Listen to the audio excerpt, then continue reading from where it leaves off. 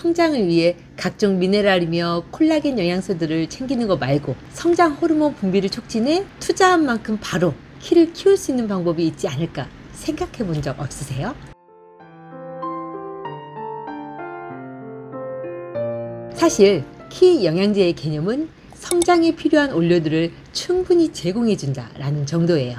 따라서 영양 불균형에 의한 성장 둔화는 키 영양제로 어느 정도 키를 키울 수 있지만 체질적으로 신장이 약하게 타고난 경우라면 그러한 영양제들을 오랫동안 챙겨 먹는다 하더라도 신장에서 이를 이용해 뼈를 제대로 만들 수 없으므로 성장에 별 도움이 안 되지요. 아니, 오히려 뼈로 흡수되지 않고 과잉이 된 미네랄들이 혈관과 세포에 정체되거나 신장에 무리를 주면서 몸에 해를 끼칠 수 있네요. 그래서 사실 키 영양제들을 성장기에 1년 이상 쉬지 않고 챙겨 먹는 걸 저는 그리 추천드리지 않아요. 혹 먹더라도 봄에 2월부터 4, 5월까지 3, 4개월 정도 챙겨 먹으라 말해주는 편이고요. 왜 초봄부터 초여름까지 키 영양제를 챙기냐고요? 그거야 봄에 새싹이 오르고 만물이 새롭게 소생하듯 인체의 기와 혈액 또한 겨우내 수축되고 응축되었던 경맥과 모세혈관이 봄에 조금씩 확장되고 열리면서 새로운 혈액이 골수에서 다량 생성되어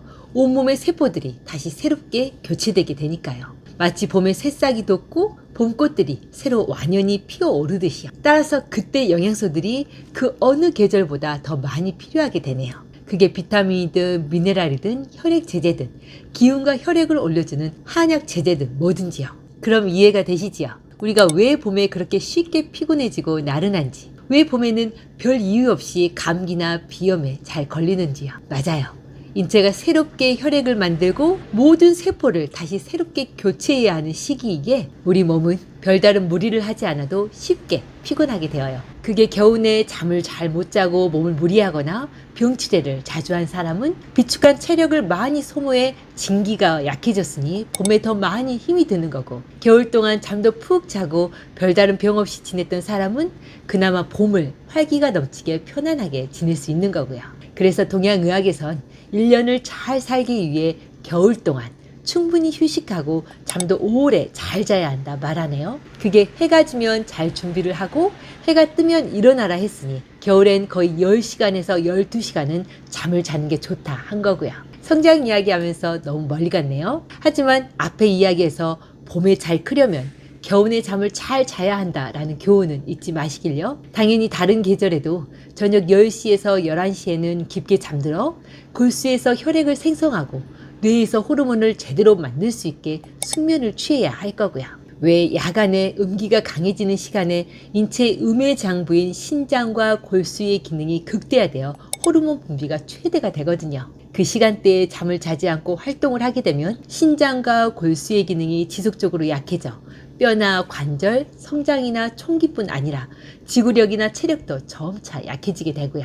그럼 다시 돌아와 성장을 위해 성장 호르몬 분비를 촉진할 수 있으려면 어떤 방법이 있을까요? 제가 앞에서 신장이 약하게 타고난 체질에서 성장이 더딜 수 있다 하였으니 성장 호르몬 분비는 신장과 관련이 있겠다라는 건 짐작하실 수 있으시죠? 하지만 사실 성장 호르몬은 뇌의 뇌하수체라는 곳에서 분비되어요. 따라서 성장 호르몬을 잘 분비하게 하는 건 뇌수, 즉 뇌척수액과 관련이 있죠.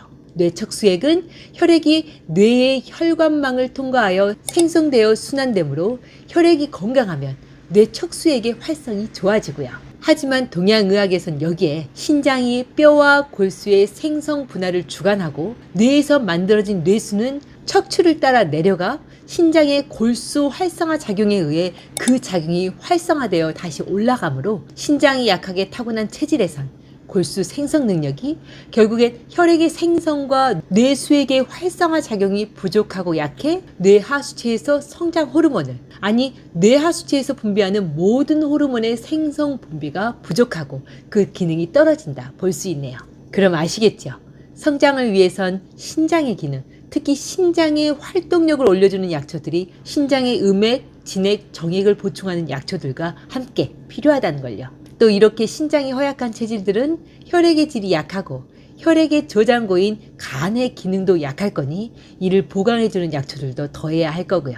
그리고 신장의 활동력이 약한 체질 중에 심장의 활력도 약하여 뇌까지 혈액이 제대로 오르지 못하는 체질이라면 심장을 강화하는 약초들도 꼭 들어가야 하네요. 왜 혈액이 뇌까지 제대로 올라가야 뇌 수액이 잘 만들어지고 뇌까지 올라온 혈액의 힘이 좋아야 뇌가 활성화되면서 뇌 하수체에서 성장 호르몬을 제대로 분비할 수 있을 테니까요. 그리고 이런 약초들이 잘 들어간 한약 제제로 녹용대부탕이나 연령고본단, 귀비탕이 있네요. 물론 이들 제제들은 각자의 체질에 맞게 적절히 용량을 배합해 써야 할 거고요. 사실 동양의학에서 키 성장은 우리 몸의 선천지기를 강화시키는 일이에요. 따라서 성장을 위해 한약을 쓸 때도 선천지기를 주관하는 신장을 강화하는 거고 음기가 왕성한 겨울과 저녁에 잠을 깊게 자라 조언하는 거고요. 좀 어렵게 느껴지신다고요? 사실 선천지기는 부모에게서 선천적으로 받은 타고난 생명 에너지예요. 그에 상응하는 말로 후천지기는